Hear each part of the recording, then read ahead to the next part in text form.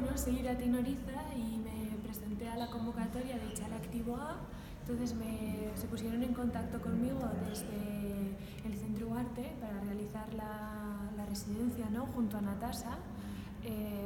Ambas veníamos con dos proyectos diferentes, pero decidimos hacer la convivencia, la titulamos Transhumus. Y aquí estamos trabajando, llevamos 3 semanas, entonces lo que presento hoy es un Open Studio, ¿no? He colocado varios de los dibujos en los que estoy trabajando.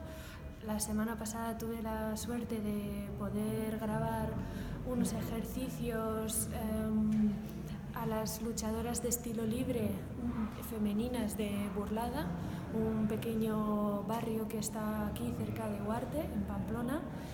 Y entonces, bueno, hablaremos en un rato sobre ellos, ¿no?, en cómo me interesa el contacto, en lo que genera en las corporidades, el efecto que crea ese afecto corporal.